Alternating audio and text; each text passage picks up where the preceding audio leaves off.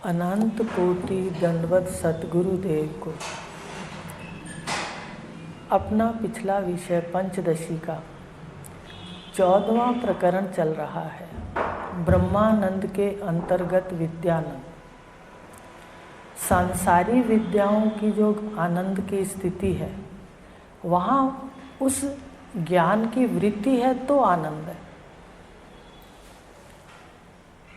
लेकिन ये जो विद्यानंद के लिए कह रहे हैं पंचदशी में, ये आत्मा ब्रह्म है, इसके ज्ञान की बात कर रहे हैं। इस विद्या के आनंद, ये ज्ञान वाली विद्या जो आत्म ज्ञान है, इसके आनंद की बात हो रही है। ये विद्या वृत्तियों का लय करके अपने स्वरूप का साक्षात कराएगी और स्वरूप का आनंद है। वृत्तियाँ कोई नहीं है संसार की। और जो दूसरी विद्याएं हैं वो विद्याओं की वृत्ति है। मैं डॉक्टर हूँ, मैं इंजीनियर हूँ, मैं इतना विद्वान हूँ, मैं इतना वेदों का कंठस्थ किया है, ज्ञाता हूँ, तब आनंद है। और वो संसारी आनंद सदा प्राप्त होने के बाद घटता है, कम होता जाता है। एक और लक्षण बताते हैं आपको। और अपने आत्मा का जो आनंद है, निरोल आनंद, निरपेक्ष आनंद, निर्वृत्ति का आनंद, ये बढ़ता है। वो आनंद घटता है प्राप्ति के बाद, ये आनंद प्राप्ति के बाद बढ़ता है, ये लक्षण। तो विषय चल रहा था कि ब्रह्म ज्ञानी की क्या अवस्था होगी अगर वृत्तियां लय हैं, तो फिर वो कैसे व्यवहार करेगा। तो चल रहा था विषय कि व्यवहार तत्वज्ञानी अपने वर्ण और धर्म के अनुसार करेगा। व्यवहार अपने आप होगा, वो करता नहीं होगा। उसको पता है कि गुणों से सारे अपने आप कर्म हो रहे हैं। तब कहा कि ये जो आनंद है, तत्वज्ञानी को कैसा आनंद होगा। कहा कि वो अपने स्वरूप के आनंद में है, पर जो अज्ञानी है वो क्या करता है, ये विचार करता है। जैसे उदाहरण दिया कि भाई बंदर, जंगल के अंदर कुछ बंदर इकट्ठे हो जाते हैं सर्दियों में, और वहाँ पर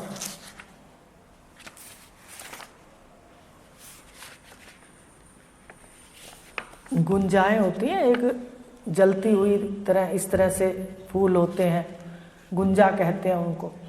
तो वो उसको इकट्ठा कर लेते हैं और ये सोचते हैं, और आसपास चारों तरफ बैठ जाते हैं। तो वो जो बैठते हैं बंदर, तो उनके अपने शरीर की गर्मी से इकट्ठे बैठते हैं ना, तो वहाँ उनको गर्मी का अनुभव होता है। लेकिन वो बहुत खुश होते हैं कि ये जो गर्मी है ये इन गुंजाओं से आ रही है, जो वो इकट्ठा करते हैं सामान। तो इस प्रकार अज्ञानी क्या करता है, सारे विषयों में जो भी वस्तुएं इकट्ठी करता है या जो विषय वासनाएं पूरी होती हैं, वो विचारता है कि मेरे को इसी से आनंद आ रहा है। लेकिन आनंद क्या है, इन झरोखों से अपनी आत्मा का आनंद है, अपनी मैं का आनंद है। पहले हम विषय में आनंद फेंकते हैं और फिर उसको विषय के माध्यम से लेते हैं और कहते हैं उसका आनंद है। अगर विषय का आनंद है तो सदा ही खीर में से आनंद ही आता रहे। लेकिन ज़्यादा खिला दी जाए तो नहीं खाता कोई। इसी तरह क्या है, आनंद की कसौटी जो है विषयों में, वो सबकी अलग अलग है। किसी को किसी में से आनंद आता है, किसी को किसी में से आता है। जो आता है वो जाता है, इसलिए वो स्वरूप का नहीं है, सत्य नहीं। तो तत्वज्ञानी को निश्चय होता है कि भाई तीनों का जगत मिथ्या है, ये सराय है, ये मेरा पार्ट है। तो इतने सुंदर कर्म है, मनुष्य शरीर मिला है, फिर ऐसी सुंदर बुद्धि मिले ना मिले, इसका निश्चय करना चाहिए। जीवन यात्रा तक सुंदर यात्रा होनी चाहिए। तो कहा कि लोक संग्रह के लिए तत्वज्ञानी काम करता है, चाहे वो आध्यात्मिक उसका कोई पार्ट है या उसका कोई व्यवहारिक पार्ट है, दोनों में वो व्यवहार के अंदर लोक संग्रह के लिए करता है।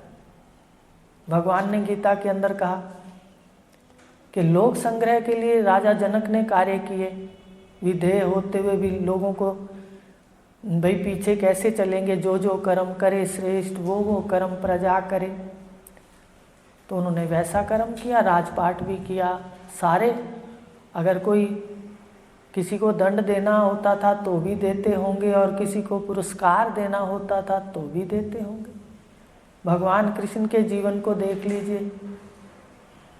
तो इसलिए भगवान ने कहा आलसी बन के जो मैं कर्म करूं नहीं तो सब मेरे ही पार्थ अनुसरण करेंगे।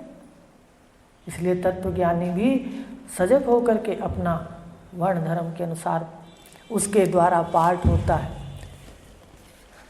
लेकिन देखने वाला विचारता है कि भाई ये पाठ कर रहे हैं, वो सोचता है हमारी तरह पाठ कर रहे हैं, पर वो डूब कर पाठ नहीं करते। आपको उदाहरण दे दिया था कि शिला पड़ी है, नदी के अंदर जल ऊपर से जा रहा है तो वो शिला स्थिर रहती है, कुटस्थ रहती है। इसी तरह व्यवहार चलता रहता है, पर तत्वज्ञानी कुटस्थ रहता है, अपने स्वरूप में तटस्थ रहता है। ये बात है। फिर बताया था कि जो तत्वज्ञानी है उसके अंदर एक तो अहंकार नहीं होता, मैं शरीर हूँ, ये अहंकार है, समझ रहे हो। इसके कारण ही सारे आगे गलत कार्य होते हैं। अहंकार के बाद अभिमान आ जाता है कि मैं ये हूँ, मैं वो हूँ। उसके बाद स्वार्थ के लिए ऊटपटांग कर्म होते हैं। तो यही बताया था कि कर्म में अज्ञानी और ज्ञानी के क्या अंतर है। अज्ञानी व्यक्ति अहंकार युक्त कर्म करता है, स्वार्थ युक्त कर्म करता है, और फिर दूसरों के चित्त को कष्ट भी देता है, तो वहाँ पाप कर्म बन जाते हैं। अज्ञानी जो है वो ऐसा करता है, वो कर्मों का पाप कर्म करता है तो भोगता भी होता है। लेकिन तत्वज्ञानी अहंकार से मुक्त उसका व्यवहार होता है, स्वार्थ से मुक्त व्यवहार होता है, इसलिए वो पाप पुण्य नहीं बनते। तो वो कर्मों से असंग है, कर्मों का साक्षी है, वर्ण धर्म के अनुसार कर्म है। इसलिए बताया है आपको कि कर्म करते वक्त ध्यान दिया करो कि विपरीत जो लोग हैं उनके प्रति भी अगर द्वेष आता है तो मन अभी शोधने योग्य है। क्यों बताएंगे, शोधोगे ना, क्योंकि आत्म ज्ञान के गुरु मिले जन्मों के तप से, मुझे तो ऐसा लगता है। और फिर हमें समझा रहे हैं, अगर हम इसी ज्ञान के द्वारा ही अगर हम इस ज्ञान को लेते हैं तो हमारे जो कर्म हैं वो उनका शोधन होगा, वो अच्छे और जाएंगे और बुरे निकाले जाएंगे। इस ज्ञान के अलावा कोई भी पूजा पाठ हमारे कर्मों का शोधन नहीं कर सकती। डायरियों पे लिख लो, कर्म क्षीण जब ही होंगे, कर्म एक दिन जब ही साक्षी होकर इनको आप समाप्त कर सकते हो कर्तापन से, जब ये ज्ञान श्रवण करेंगे बार बार बार बार बार बार, और मन का निरीक्षण करेंगे बार बार बार बार। जब भी कोई कर्म करो विपरीत से पता चलेगा कि भाई क्या हमारे मन के अंदर कौन से भाव हैं। अगर भाव आ जाते हैं द्वेष के तो मन को अभी तू नहीं सुधरा, अभी तू शरीर बन के बैठा है, सामने वाले का व्यवहार 3 गुणों का तुझे सच्चा लग रहा है, फेंक दो झोली में सांप पड़ जाए। मान लो छत के ऊपर से आप बैठे हो, आपकी झोली में सांप आ गिरे, तो क्या आप उसको रख के बैठे रहेंगे? एक क्षण लगाएंगे, झोली छिटक देंगे। ऐसे छिटक दिया करो, फिर देखा करो कि देखो सराय तो है, सुंदर पाठ करना है। तो इस तरह से मनोनिरीक्षण जरूरी है। तो हमारे मन का हमें पता लगेगा कि हम कितने गहरे बने हुए हैं। जितने गहरे हमें देह अध्यास होगा उतना ही राग द्वेष वासनाएं ये ज़्यादा होंगी। मान लो वासनाएं भी अगर मन के अंदर पिछले जन्मों से तीव्र हैं आ जाती हैं, आप एकदम साक्षी हो जाओ। अच्छी वासना है तो क्रिया में लाओ, अगर वो किसी के प्रति दुख देने वाली है, बुरी है, तो क्रिया में ना लाओ। ये हमें करना पड़ेगा, तभी हमारा शोधन होगा। तभी भगवान ने गीता के अंदर कहा कि मेरे पूर्ण रूप को जो जान लेगा तो सद्गुरु जन्माएंगे। कहा 7वें अध्याय का पहला श्लोक पढ़ो पहले कि मेरे समग्र रूप को जो जान लेगा। तो समग्र रूप को बताया आखिर में, आखिरी श्लोक में। क्या पढ़ते हो? पढ़ा था क्या दीदी? पढ़ा तो था पर पढ़ा नहीं था, मतलब बीच में पढ़े नहीं थे, पढ़ा जरूर था। पहले श्लोक में है मेरे समग्र रूप को, आज जाके पढ़ना उसको। संस्कृत की गीता है ना, उसको पढ़ा करो अगर जब अर्थ देखने होते। और फिर आखिर में बताया मेरा पूर्ण रूप कौन सा है? अध्यात्म अधिदैव और अधिभूत सहित जो मुझको जानता है वो प्रयाण काल में शांत चित्त रहता है। देखो, अध्यात्म आदिभूत आदिदेव, और कौन जनवा रहा है हमारे को? हमें तो पता ही नहीं था ऐसा कुछ है, आज धन्य हो गए। और यही बात वो कह रहा है कि जब तत्वज्ञानी अपने आनंद को माणता है, एक समय उसकी अति हर्ष की स्थिति होती है, वो बार बार कहता है धन्य हो गया, धन्य हो गया, मेरा देह लेना धन्य हो गया, जिस कार्य के लिए आया था वो देह से वो कार्य हो गया। तो वो समझे कि मेरा ज्ञान पूर्ण है। और हमें तो साधक हैं, कलयुग में समझना ही नहीं चाहिए। अगर थोड़ा सा निरीक्षण करेंगे आपको खुद लगेगा कि अभी देह अध्यास दीदी बहुत पड़ा है। कह दूं, कोई एक तो हाथ खड़ा करे जो कहे देह अध्यास को साक्षी होके देखता हूँ, क्रिया में नहीं लाता हूँ। क्यों भाई? इतना देह अध्यास है तो श्रवण करना पड़ेगा। लेकिन आगे क्या कहा गया कि तत्वज्ञानी जब धन्य धन्य हो जाता है, अपना कार्य पूरा कर लेता है, अपने लक्ष्य को प्राप्त कर लेता है, नित्य प्राप्त अपने स्वरूप को। अपना स्वरूप नित्य प्राप्त है। मैं कब नहीं हूँ बताइए? यह शरीर है तो भी मैं बैठा हूँ, मैं हूँ। सुषुप्ति में रात को नहीं होता तो भी मैं क्यों होती है मैं? आप किसी वक्त बता सकते हो कि आप कहो दीदी उस टाइम मैं नहीं था? पूछो सुबह 4 बजे थे, 5 बजे थे, 1-1 मिनट के बाद 6 बजे थे, सारा दिन थे क्या? है थे तो लगता ही नहीं है। तो कहा जब धन्य हो गए अपने लक्ष्य पर, अब जैसे आप लक्ष्य पर पहुंच गए तो आपने जो अंतिम साधन था साक्षात टांगे, भाई बाहर आप मोटरसाइकिल पर आए पर अंदर बैठ के कहाँ क्या किया? टांगों से पैरों से चल के आए, लेकिन फिर आके यहाँ टांगे ही चलाते रहो तो नहीं बात कर सकते। जब तक आप अपने में स्थिर ना बैठो, अपने साधनों को बंद ना करो चलने से। इसी प्रकार सारे साधन लय हो गए अपने स्वरूप में। अब तत्वज्ञानी को श्रवण की, मनन की आवश्यकता नहीं है। लेकिन ये बात हम नहीं सुनेंगे। हमें तो हर क्षण श्रवण मनन और निधिध्यासन की आवश्यकता है। हमें देह अध्यास है, हम साधक हैं। साधक होने वाला जो है वो सदा कुछ न कुछ दूसरे से लेता रहता है। और साधक है अभी और कह दे मैं सिद्ध हो गया, स्वरूप में बैठ गया, तो भ्रष्ट हो जाएगा, अपने ज्ञान से गिर जाएगा। तो बताया श्रवण एक समय जब धन्य हो जाता है तत्वज्ञानी, अपना व्यवहार भी बड़ा सुंदर उसके द्वारा होता है। सुंदर का मतलब ये नहीं सबके अनुकूल होता है कि भाई वो गन्ने जैसे छिलका उसका रस भी ले लो और छिलका भी पैरों में फेंक दो, ऐसा नहीं। उसका वर्ण धर्म के अनुसार उचित को उचित कहता है और अनुचित को अनुचित। बाहर से आप तत्वज्ञानी को और ज्ञानी के व्यवहार से बस पहचानोगे तो ये पहचानोगे कि वो राग द्वेष नहीं करता, बाहर से वही व्यवहार हो। जैसे आप संतान को मैं और मेरा कहते हो, वो भी मैं और मेरा कहेगा। एक बार महाराज जी ने बड़ी सुंदर बात कही, अखंडानंद जी ने, कि देखो जो ज्ञानी है ना अधकचरे, वो क्या कहते हैं। एक बार उन्होंने कहा कि मैंने किसी भक्त के घर गया तो उसको कहा ये मकान किसका है, उन्होंने पूछा, कहता है आपका है। अरे बात समझ, मतलब इतना ज्ञानी, भाई आपका है, मैं को नहीं ला रहा सामने, आपका है। अब वो अंदर गए तो उन्होंने कहा भाई ये जो संतान के लिए आयत कहिए कि आपका ही है। तो महाराज जी कहने लगे देखो, अब जहाँ पर व्यवहार है, उन्होंने बात को खोला कि जहाँ व्यवहार है वहाँ कहना पड़ेगा कि हाँ ये संतान इसकी है। मैं की भी अगर आपको कहने में अभ्यास नहीं है, अव्वल तो है हमारा अभ्यास अभी, तो मैं कह सकती हूँ या मुँह से ये भी निकल सकता है भाई इसकी है।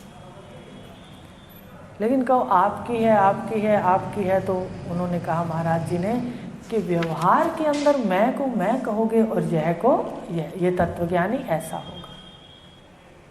तो बाहर से हम नहीं पहचान सकते ऐसे, पर अंदर से वो सब नित्य प्राप्त को प्राप्त कर लेगा और श्रवण मनन निधिध्यासन की भी आवश्यकता नहीं रहेगी। और उसको यही लगता रहेगा कि धन्य हो गया, धन्य हो गया। जन्म लेना भी उसी का धन्य है।